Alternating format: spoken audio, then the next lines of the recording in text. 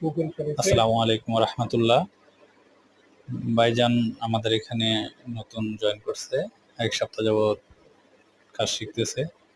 তো মোটামুটি সে এখন হাতের প্র্যাকটিস করতেছে।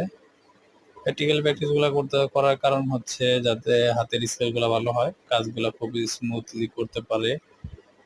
তার কারণে হচ্ছে তাদেরকে প্র্যাকটিক্যালি করানো হচ্ছে।